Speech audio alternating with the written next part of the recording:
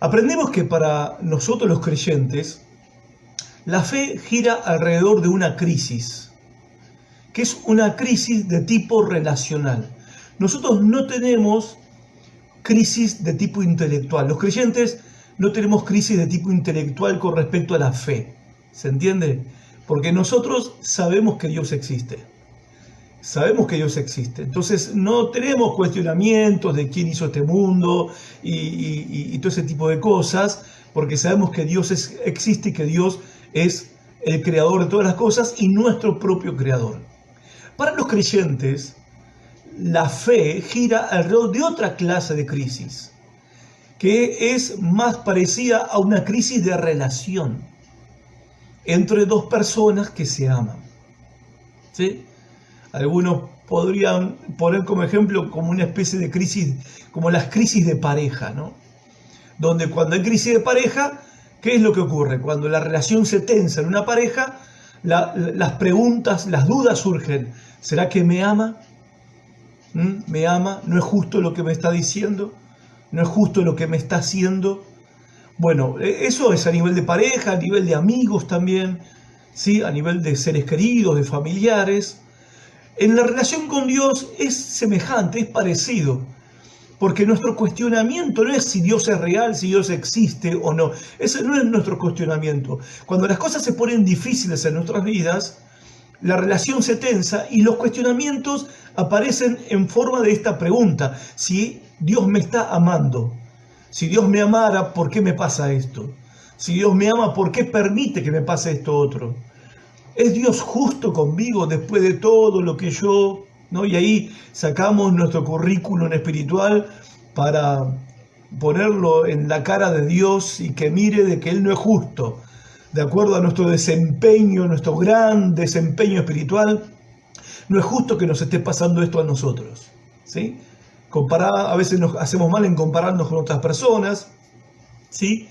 Siempre hacemos mal cuando nos comparamos con los demás y pensamos que quizás sería justo que Dios trate de esta manera a otros que no son tan creyentes, ni tan fieles, ni tan buenos como supuestamente lo somos nosotros. Entonces ahí empieza el cuestionamiento a Dios, la fe entra en crisis, porque nos asaltan dudas con respecto no a la existencia de Dios, no a la realidad de Dios, sino en cuanto al amor de Dios. ¿Cuánto me ama Dios a mí?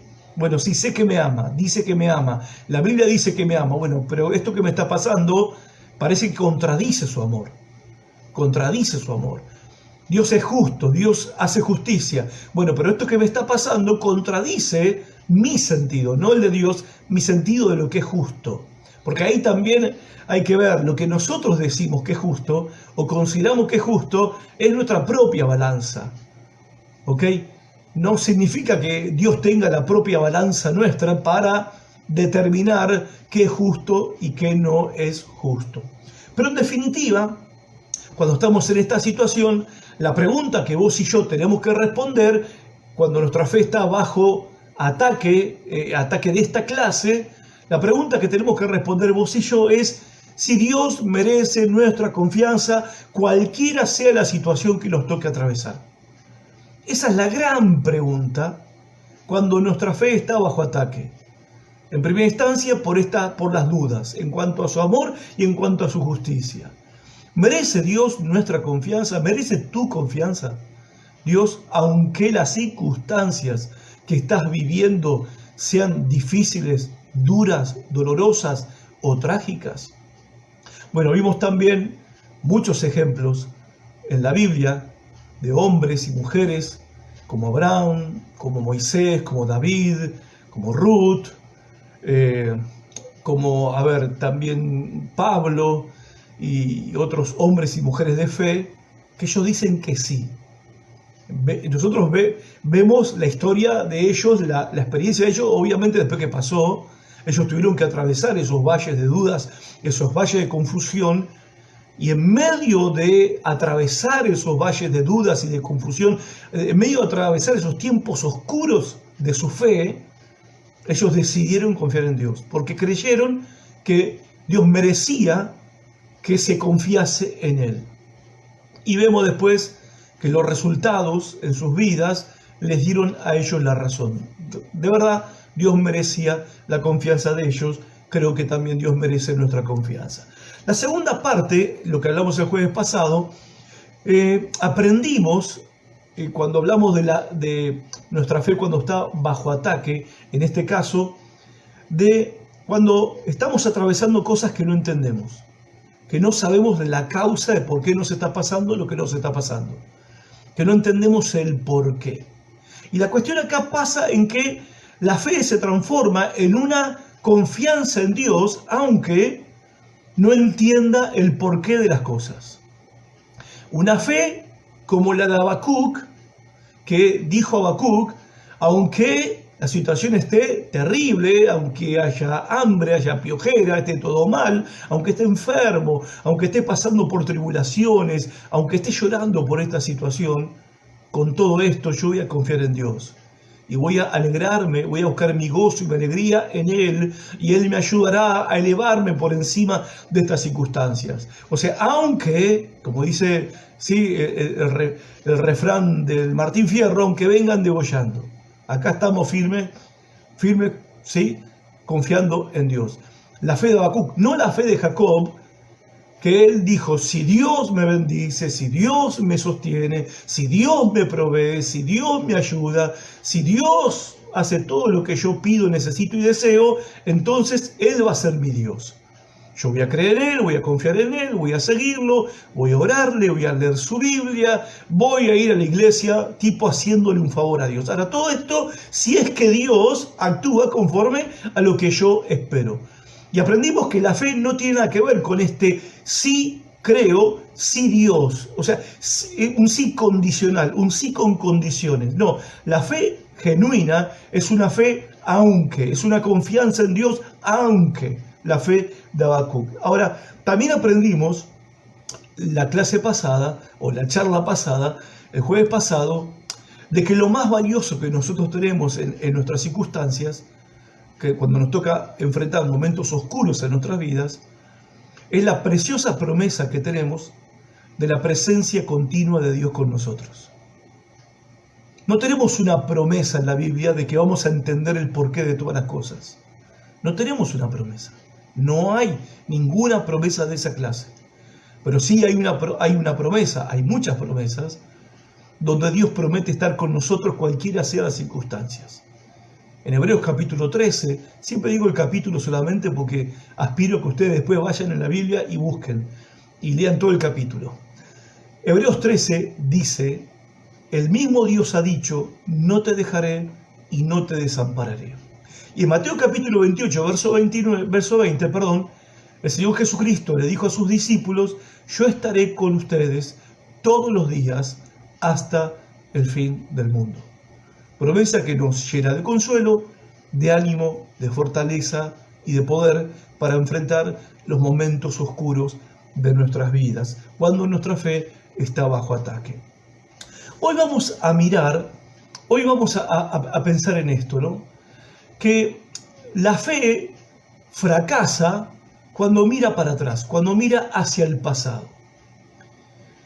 En Romanos capítulo 8, 28, dice el apóstol Pablo, y sabemos que para los que aman a Dios, todas las cosas cooperan para bien. Esto es, para los que son llamados conforme a su propósito. ¿Sí? Lo leemos más despacio, ¿qué les parece? Y sabemos, dice Pablo, que para los que aman a Dios, no para todos. ¿Sí? Un punto muy importante. Esto es realidad para algunos, no para todos, ¿ok? No es para todo el mundo. Esta es una realidad, es una promesa real para los que aman a Dios. Pablo dice, y sabemos esto. Cuando Pablo dice sabemos que esto es así, es por propia experiencia. Porque él lo ha vivido, lo ha experimentado. Que en los momentos difíciles y cuando todo se pone patas para arriba, Dios está obrando de cierta manera, como lo va a decir ahora. Entonces, pero esta promesa no es para todos. Es para los que aman a Dios. Que de hecho es el primer mandamiento, ¿ok? Podemos estar cumpliendo todos los mandamientos que existen, no creo, imposible, por otro lado, pero este es el primer y más grande mandamiento, amar a Dios. por encima de todas las cosas y por encima de todas las personas. Ahora, a los que aman a Dios, ¿sí? Para aquellos que aman a Dios, todas las cosas cooperan para bien. Esto es para los que son llamados conforme a su propósito. Primero, entonces, Pablo dice, sabemos esto, que esto es real porque lo hemos vivido y lo hemos experimentado y damos testimonio de esto.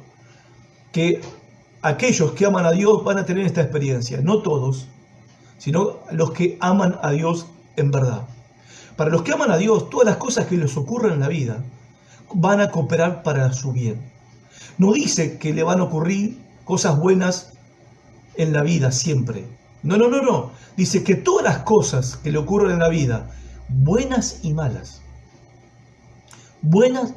porque a los que amamos a Dios nos ocurren cosas buenas y nos ocurren también cosas malas.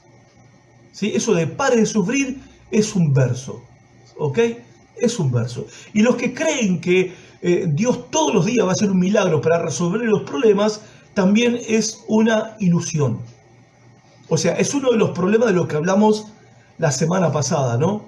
El peligro de exagerar las promesas de Dios. Es una receta, ¿sí?, eficaz para el fracaso de la fe. Exagerar las promesas de Dios. O hacerle decir a Dios lo que Dios no prometió. O tener expectativas de cosas que Dios no prometió. ¿Sí? Es una receta al fracaso que no falla. Entonces, a los que aman a Dios le pasan cosas buenas y le pasan cosas malas. Nos pasan cosas buenas y nos pasan cosas malas.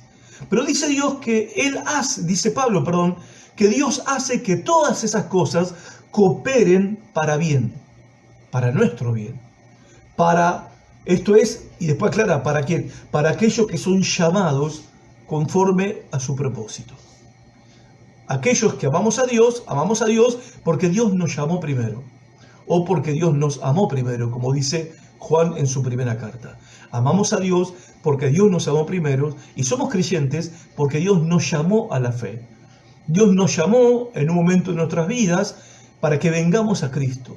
Dios nos llamó al arrepentimiento, Dios nos llamó a humillarnos delante de Él. Dios nos llamó porque tenía un plan y un propósito para nuestras vidas, y en un momento de nuestras vidas, en nuestro recorrido de la vida, Dios nos llamó. De verdad, no soy cristiano por decisión propia, por entera decisión propia. Por supuesto que tomé mi decisión, pero en respuesta a un llamado divino, a un llamado de Dios. Y esa es la experiencia de todos los cristianos. No es que escuchamos una voz que nos dijo, che, vení, Horacio, vení. No. Yo tenía 20 años cuando Dios me llamó. Y en ese llamado, sí, me confrontó con mi propia vida personal. Y en esa confrontación me hizo el favor de quitarme la venda de los ojos y ver lo horrible que era mi vida. Lo pecador que era, lo soberbio que era, lo mentiroso que era, lo engañador que era y lo vicioso que era. Y obviamente que todo esto está mal. Pero viste, cuando vos estás cegado, todo eso es normal, o está bien, incluso está bien. Para mí estaba bien. Y amaba la vida que vivía, viviendo de esa manera. Ahora, cuando Dios me llamó, me hizo el favor de quitarme la venda de los ojos y ver su amor y su compasión para conmigo, ver el sacrificio que Él hizo para salvarme de mi propio pecado y ver cómo yo vivía mi vida pisoteando la sangre de Cristo, haciendo con mi vida lo que yo quería. Entonces me llamó porque Él tenía un propósito para mi vida, un plan para mi vida, y esto es verdad para todos los creyentes, para todos los cristianos. Ahora, para todos aquellos que hemos sido llamados por Dios a seguir a Jesucristo, para todos nosotros que hemos sido llamados de esta manera y para este propósito, Dios hace que todas las cosas que nos ocurren en la vida, sí, terminan cooperando para nuestro bien o sean para nuestro beneficio. O sea, la buena noticia para nosotros es que de alguna forma, milagrosa si se quiere, prodigiosa, misteriosa, Dios hace que las cosas terminen siendo para nuestro beneficio personal. O sea que de cada cosa nosotros podemos sacar un beneficio real. De últimas, hermanos, amigos, para los creyentes, para los que amamos a Dios, todo termina bien. Todo termina bien. ¿Ok? Todo va a terminar bien. No sé si estás pasando por un momento oscuro en tu vida, de llanto, de tristeza, de dolor o de angustia o de pérdida, la promesa de Dios para vos, que amás al Señor y fuiste llamado a seguir a Cristo, es que todo va a terminar bien. Es una promesa de Dios para todos los que le aman. Hay otra manera de leer este versículo, dice: en todo lo que sucede, Dios obra para conseguir el bien junto a aquellos que lo aman. Y acá en esta versión da énfasis en la participación nuestra. ¿Qué significa?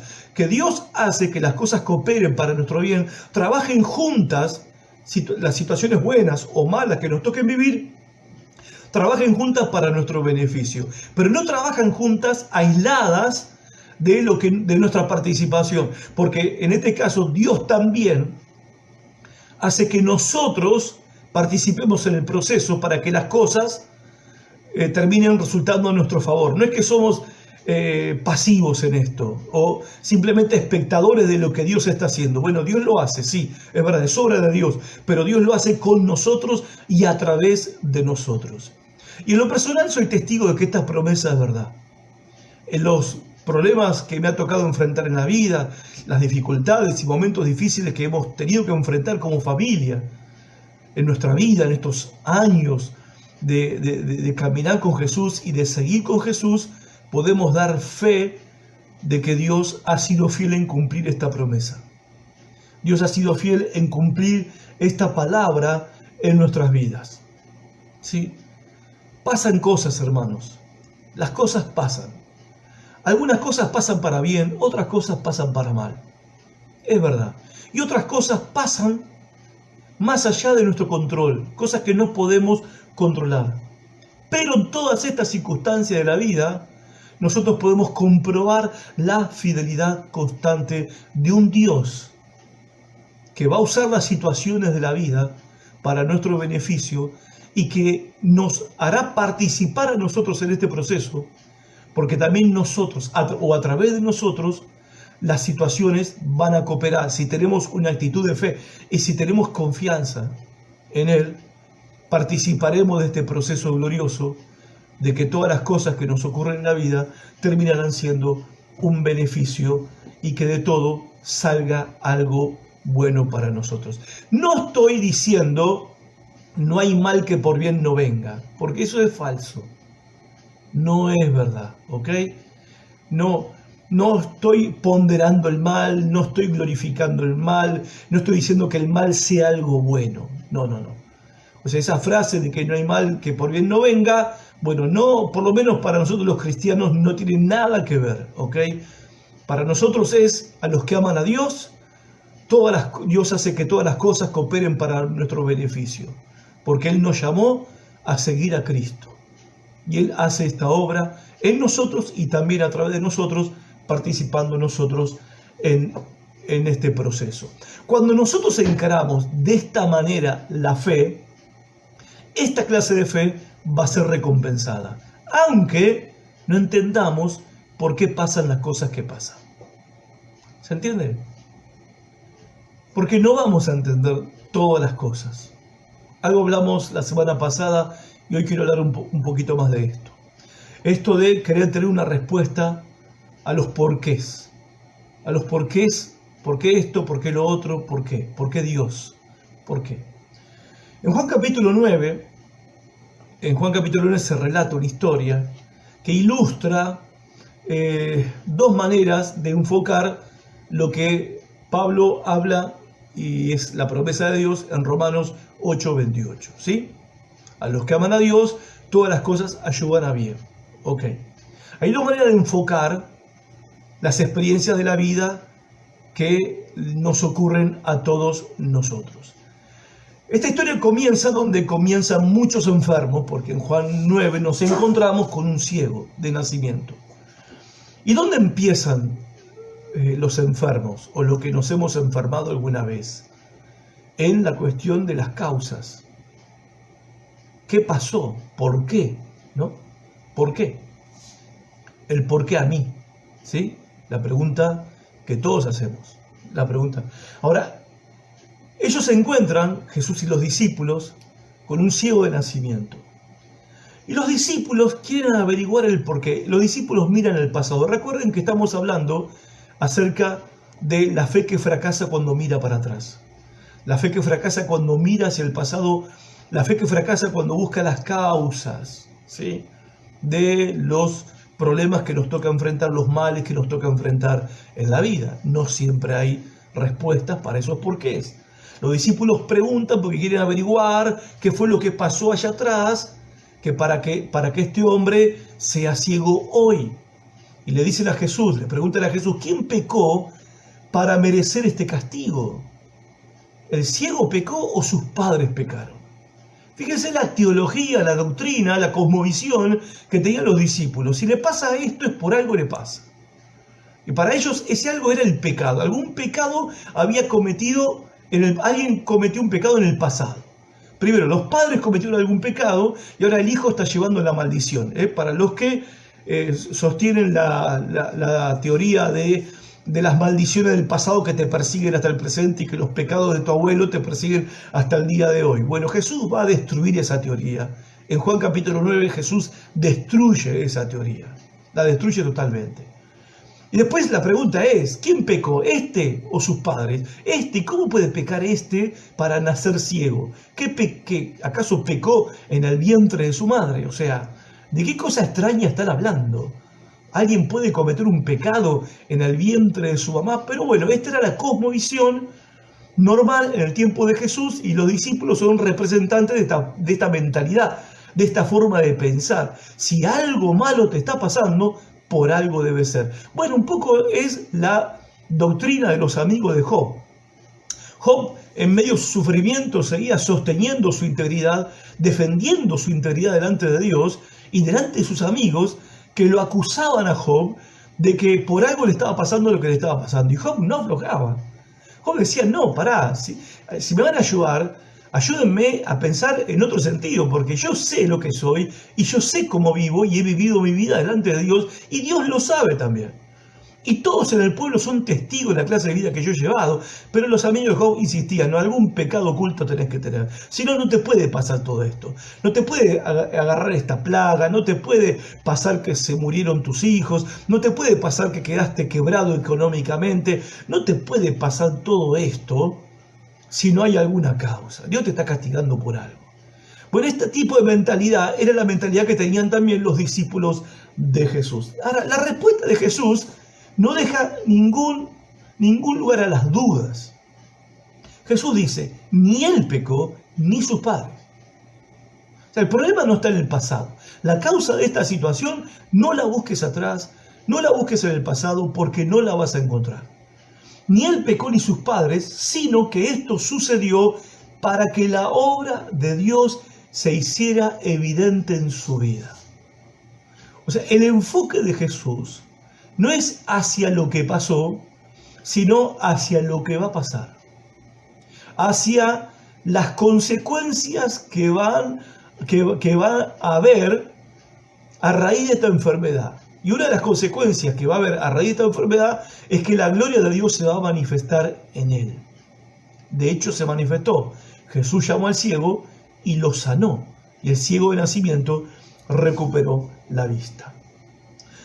Jesús está poniendo toda la atención de los discípulos hacia el futuro, hacia el mañana. Le cambia la pregunta a ellos, ¿sí? Y la pregunta no es quién pecó, la pregunta es qué fue lo que pasó allá, cuál es la causa de esta desgracia, sino que Jesús le cambia la pregunta y es con qué propósito está ocurriendo esto. Y en este caso dices para que la gloria de Dios se manifieste en él. ¿Con qué propósito está ocurriendo esto?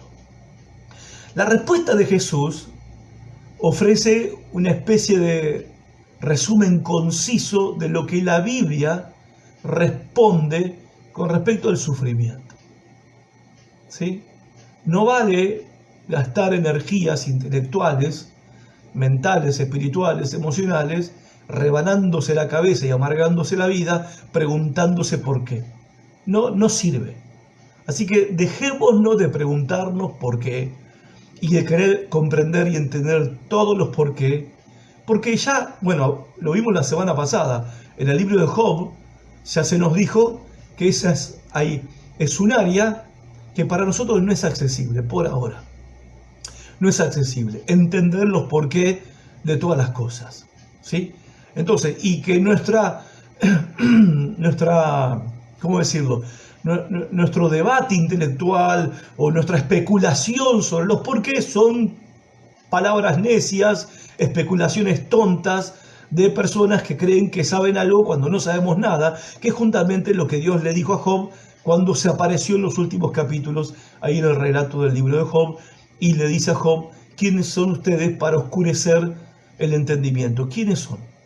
A ver, ustedes me preguntan a mí, me cuestionan a mí, ahora yo les voy a preguntar a ustedes. ¿Ustedes quieren saber el misterio de todas las cosas? Bueno, respóndanme a mí primero. ¿Quién de ustedes estuvo cuando yo hice el universo? Si es que quieren entender, bueno, ¿estuvieron ahí? Bueno, no estuvimos. Bueno, ya sabemos el final. Job se tapó la boca, Job se terminó postrando delante de Dios, humillándole, y le confesó a Dios que había sido un necio tratando de estar lucubrando en su cabeza y especulando con sus debates de el porqué de todas las cosas y por qué Dios hace esto. Vieron como algunos creyentes que les gusta catalogar todo, dicen: esto es de Dios, esto no es de Dios. Parece como si fueran, no sé, los voceros de Dios, ¿no? Que saben cuándo esto es de Dios y cuándo esto no es de Dios. Bueno, Jesús dijo que tenemos que desistir de eso. Tenemos que desistir. Que nuestro enfoque tiene que ser hacia el futuro, hacia el propósito por el cual están pasando estas cosas que están pasando, tanto las buenas como las malas. Yo sé que por ahí uno dice: bueno, pero ¿qué propósito puede haber en que yo tenga que sufrir? Mirá, el punto es este: estás sufriendo, ¿sí? Ok. Bueno, si estás sufriendo, más vale que haya un propósito. Porque si no, la vida no tiene sentido. Porque la vida, la mayor parte de la vida es sufrimiento.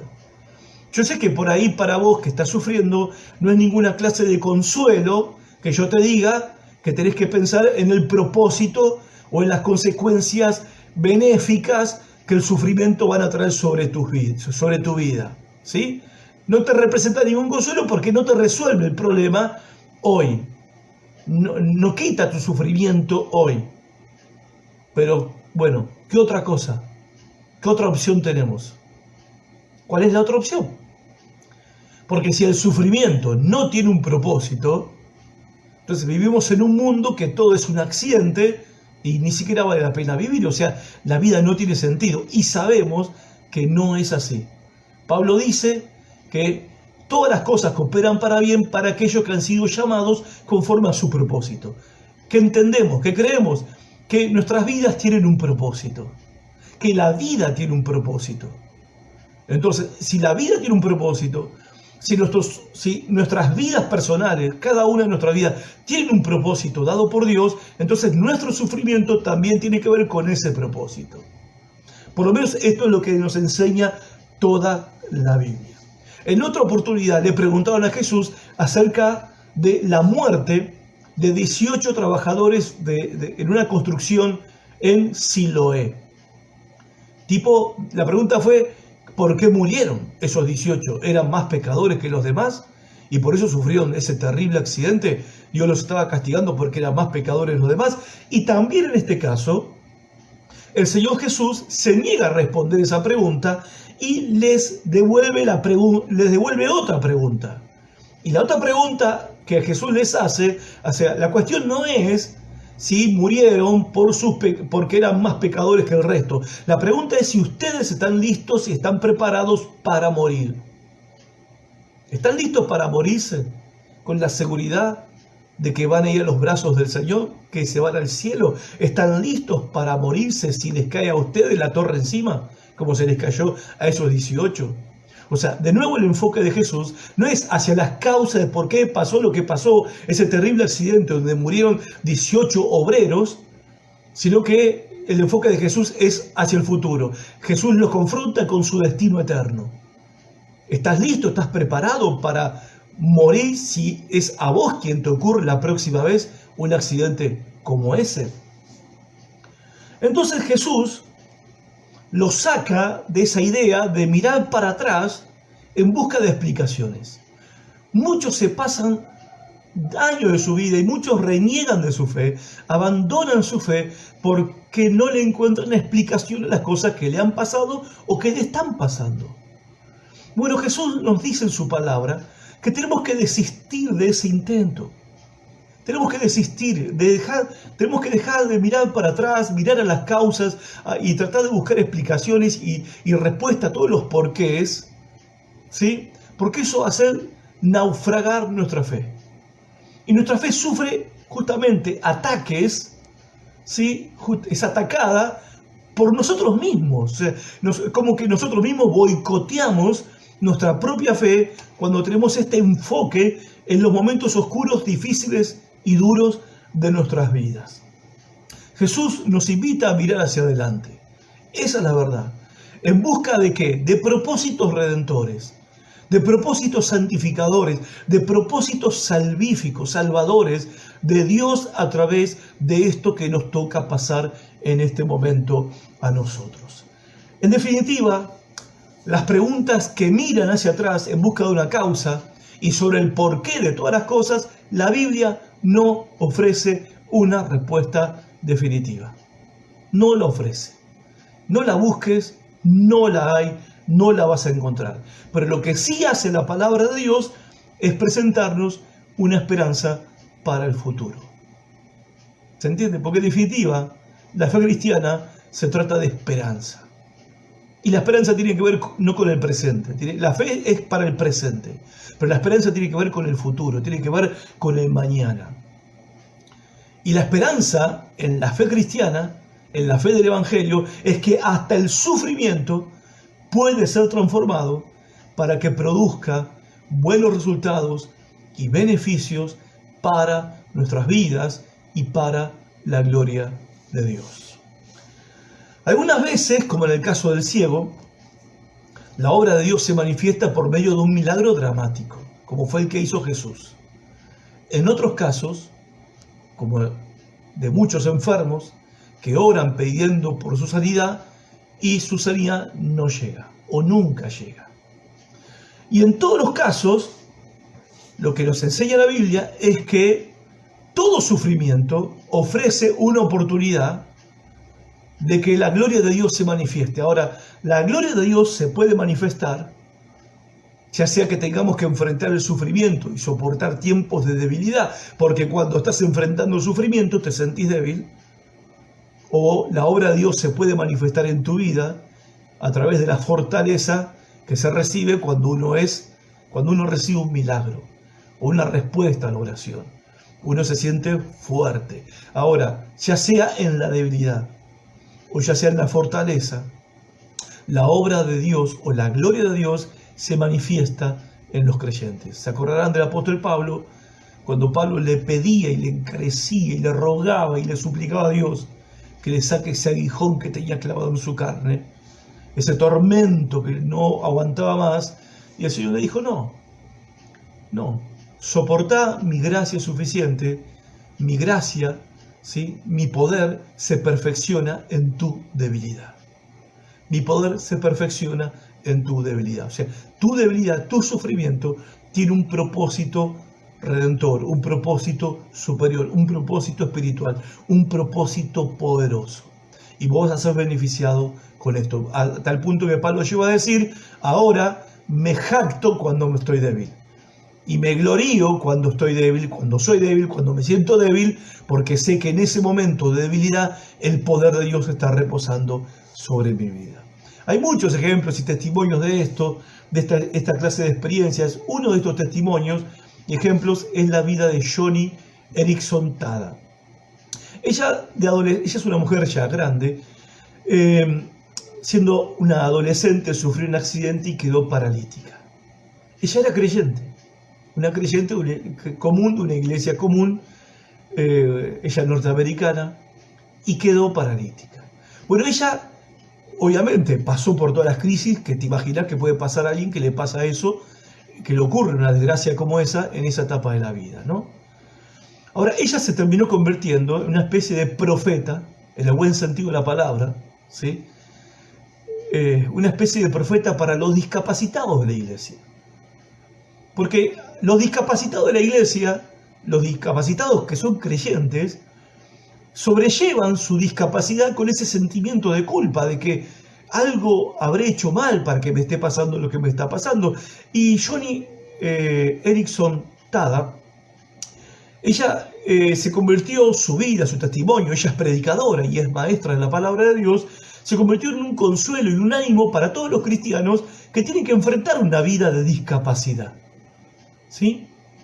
Lo cual para muchos el tener que aceptar, el tener que sobrellevar una enfermedad por años es una cosa muy traumática, más cuando fuiste educado doctrinalmente, teológicamente, en un contexto donde Dios sana a todos los enfermos, ¿no? Yo vengo de un contexto pentecostal, me convertí en una iglesia pentecostal, soy fundamentalmente pentecostal y en mi contexto, en mis primeros años, mi fe tenía que ver con justamente el poder de Dios para sanar a los enfermos. Y dediqué parte de mi ministerio, a este trabajo, y de enseñar también esto, pero claro, el tema es cuando te toca, la enfermedad te toca el propio cuero, te agarra una especie de contradicción teológica terrible, porque vos decís, bueno, al final, yo creo que Dios sana a los enfermos, oro para que Dios sane a los enfermos, imponemos las manos sobre los enfermos porque la promesa dice que sanarán, ¿sí? Y de repente ahora yo estoy enfermo y orando para que Dios me sane y no me sano nada.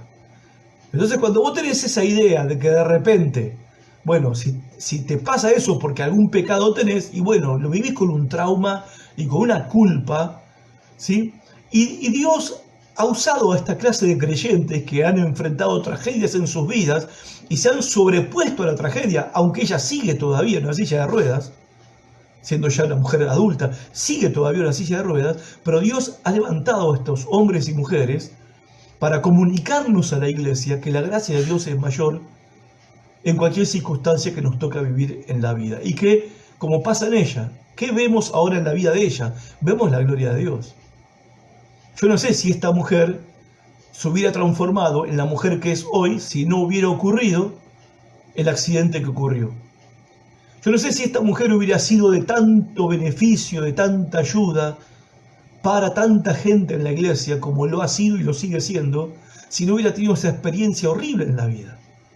Ahora vos me dirás, tuvo que pasar por eso. Vos me decís que Dios la hizo quedar paralítica para que le predique a los paralíticos. No, no estoy diciendo eso. Yo no sé por qué quedó paralítica, no sé por qué tuvo el accidente, no lo sé. La única cosa que sé es que se cumple la promesa de Dios. A los que aman a Dios, todas las cosas les ayudan para bien, esto es, a los que conforme a su propósito han sido llamados. Para muchos, el sobresalto de la tragedia, la enfermedad o la muerte es lo único capaz de sacudirles la fe o hacerlos entrar en una crisis de fe existencial. Ahora bien, en momentos así, la mayoría quiere entender, la mayoría quiere claridad. Ahora, ¿qué es lo que Dios quiere? ¿Te preguntaste qué es lo que Dios quiere? Vos querés saber por qué te pasa lo que te pasa. Querés entender. Ahora, ¿no te preguntás qué es lo que Dios quiere? Porque mientras nosotros queremos entender todas las cosas, mientras nosotros queremos saber los porqués y las causas y queremos tener claridad de todo lo que está pasando, Dios quiere que confíes en Él. Dios quiere tu confianza. Eso es lo que Dios quiere de vos. Y la pregunta es si Dios puede tener tu confianza en el medio del momento oscuro, doloroso, triste, difícil que vos estás atravesando en este momento. ¿Puede Dios tener tu confianza? Un predicador escocés del siglo pasado perdió a su esposa de repente. Su esposa se enfermó y falleció. Después del tiempo de duelo que pasó el pastor, él volvió a la iglesia y predicó su primer sermón después del duelo. Y predicó un sermón muy personal, o sea, un sermón a corazón abierto. Él reconoció en su mensaje que no podía comprender esta vida que llevamos. ¿Sí? Y creo que, obviamente, me uno a él en esta limitación de comprender esta vida que llevamos. Pero, dijo él, que menos podía comprender cómo era posible que, estoy leyendo, que la gente abandonara la fe al sufrir una pérdida así. Él no podía entender eso. Él no podía comprender por qué llevamos la vida que llevamos, por qué la vida es como es, pero menos podía comprender cómo había personas que abandonaban la fe cuando sufrían una pérdida como esta. Él dijo, abandonarla a la fe, abandonarla para ir a buscar qué. ¿Para ir a buscar qué? Buena pregunta. Buena pregunta para los momentos en que somos tentados para abandonar nuestra fe. ¿Para ir a buscar qué? Dice, ustedes, los que se hallan bajo la luz del sol, o sea, los que están pasando buenos momentos, tal vez crean a la fe. Pero los que estamos en las sombras, como él estaba en ese momento, tenemos que creerla. No tenemos nada más. No tenemos otra cosa. Me rebota un poco, me hace ruido, como se dice ahora, a las palabras de Pedro. Cuando Jesús le dijo a Pedro, cuando hubo una estampida de discípulos que abandonaron a Jesús de una, en Juan capítulo 6, Jesús se da vuelta y le dice a sus 12 discípulos, ¿ustedes también se quieren ir? No hay problema. Pedro lo miró al Señor y le dijo, ahí que se ve en la cámara, ok, ¿a dónde vamos a ir? ¿A quién vamos a ir? ¿A quién? ¿Abandonar la fe para qué? ¿A dónde? ¿A dónde ir? ¿A dónde? ¿A dónde hay respuestas? ¿A dónde hay verdadero consuelo? ¿A dónde hay sentido? ¿A dónde hay propósito? ¿A dónde hay esperanza? ¿A dónde? ¿Quién la tiene? ¿Quién? Y esto es lo que nos deberíamos preguntar nosotros cuando nos sentimos tentados a abandonar nuestra fe. ¿Para ir a dónde? ¿Para ir a quién? Y Pedro reconoce algo, porque lo que está diciendo Pedro es una especie, es un reconocimiento, una confesión de los motivos, de la motivación mayor por la cual ellos están ahí. ¿A quién iremos? También como diciendo, si hubiera algo mejor, iríamos. Pero bueno, te seguimos porque no hay quién, no hay a dónde. Y en esto yo me siento, la verdad, representado. Un poco para los que cuestionan la fe cristiana, cuestionan el Evangelio, nos cuestionan a nosotros los creyentes, bueno, bárbaro, yo estoy abierto a opciones. Estoy abierto a una propuesta mejor. Si vos tenés una propuesta mejor que el Evangelio de Jesucristo, yo estoy dispuesto a escucharlo, porque en definitiva, creo que soy lo suficientemente egoísta para buscar mi beneficio personal y buscar lo mejor para mi vida. Si hay algo mejor que el Evangelio de Jesucristo, creo que no dudaría en abrazarlo. Ahora, escucho propuestas, pero no hay propuestas. O sea, las que hay no pueden compararse con la esperanza cristiana, o sea, con la esperanza del Evangelio. ¿Qué teoría, qué filosofía, qué ideología, qué postura es superior a la esperanza del Evangelio? ¿Quién la promueve? ¿Quién la predica? ¿Quién la enseña? ¿Quién? ¿Quién? ¿Los filósofos que ya están muertos? ¿Los filósofos que hablan hoy, que están contradiciendo a los filósofos que vivieron en el siglo pasado? Porque eso es lo que pasa con la filosofía. Cada nuevo filósofo dice, no era como dijo, Aristóteles. No es como dijo Camus, no es como dijo Nietzsche, no es como dijo Derrida. No es como dijo, es como dice fulano, es como digo yo. Y el próximo va a decir, no es como dijo este. Es así la cosa. Entonces, mientras ellos siguen contradiciendo al anterior, mientras las ideologías y las teorías y las especulaciones siguen bombardeando la mente de todas las personas, donde la gente es capaz hoy de creer en cualquier cosa que no tiene fundamento, con tal de creer en algo, bueno, yo en lo personal confieso que estoy abierto a opciones, que como Pedro yo le digo al Señor, Señor, yo te sigo, no hay a dónde ir. Esa es la realidad. No hay a quién seguir, no hay a dónde ir, a dónde vamos a ir. En lo personal, es una realidad. Después, obviamente, existe la otra dimensión de lo que uno puede sentir por el Señor Jesús. El amor, la confianza, etcétera, la admiración. ¿Sí? Ok, eso es verdad también, pero por encima de todo, la respuesta de Pedro es fundamental. Conclusión, para ir terminando. Isaías 45:3. Quiero leerte este texto, es una promesa de Dios. Dice, te daré tesoros escondidos en la oscuridad, riquezas secretas. Lo haré para que sepas que yo soy el Señor, Dios de Israel, el que te llama por tu nombre. ¿Escuchaste lo que leí? Te daré tesoros escondidos en la oscuridad, riquezas secretas. ¿Qué es lo que está diciendo acá el Señor por medio del profeta Isaías? Que Dios escondió riquezas en la oscuridad del sufrimiento. Dios escondió riquezas. Job dijo, pero Él sabe el camino que tomo. Cuando me haya probado, ese es el momento de oscuridad, saldré como oro. Cuando me haya probado, saldré como oro. Dios escondió riquezas para nosotros en la oscuridad del sufrimiento.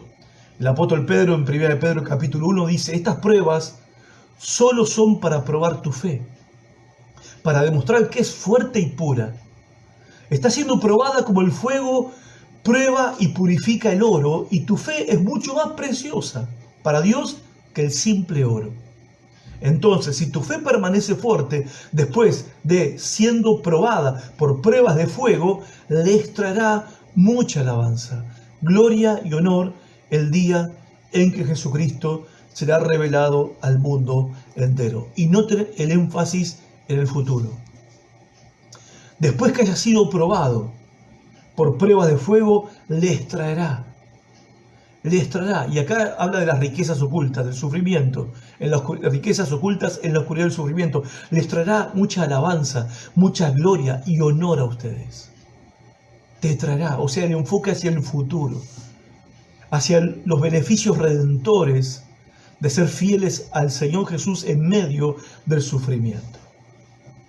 Así que, gente, si estás pasando por un momento oscuro en tu vida, un momento de dolor, un momento de duelo, un momento de pérdida, un momento de sufrimiento, habla con Dios. Habla con Dios y pedile que te muestre cuáles son esas riquezas que Él tiene preparado para vos en medio de tus sufrimientos, en medio de esta prueba que estás teniendo que enfrentar. Él sabe que tu fe está bajo ataque, pero Él te dio una promesa. Dios escondió riquezas en la oscuridad del sufrimiento. Pedir al Señor que te las muestre, que te abra los ojos para que las veas. Pedir al Señor que te revele cuáles son esas riquezas escondidas para vos en medio de tu sufrimiento, porque es su promesa para vos. Y quiero despedirme dejándote 3 preguntas que son importantes a mi entender. De todo lo que acabas de escuchar, ¿sí? ¿Qué fue lo que más te impactó? ¿Qué fue lo que más te tocó? Segunda pregunta, ¿cómo te desafió lo que escuchaste? ¿Qué te cambió o qué te reafirmó en cuanto a lo que pensabas? Y la tercera pregunta, ¿qué vas a hacer al respecto? ¿Cómo vas a poner en práctica lo que aprendiste hoy? Porque la clave de todo es que lo que aprendemos, lo que escuchamos y aprendemos, tenemos que aplicarlo en nuestras propias vidas. Si queremos ver las riquezas ocultas por Dios en la oscuridad del sufrimiento, tenemos que confiar en Él y mantenernos firmes en los momentos difíciles, porque Dios merece nuestra confianza. Si actuamos en fe y nos abrazamos a la esperanza del Evangelio, vamos a disfrutar de los beneficios que Dios ha prometido para todos aquellos que le aman. Dios te bendiga mucho. Gracias por estar de ese lado. Me despido de toda la audiencia de Radio Cristiana que está escuchando por medio de la radio este programa que se llama Parque Jurásico, porque es un programa que está luchando contra la extinción de la fe. En eso estamos. Gracias por estar de ese lado. Dios les bendiga mucho. Compartí este video con tus contactos. Seguramente hay algunos de ellos que están pasando momentos oscuros y necesitan escuchar este mensaje, Fe bajo ataque, tercera y última parte. Dios te bendiga. Gracias por estar ahí. Hasta nuestro próximo encuentro. Chao.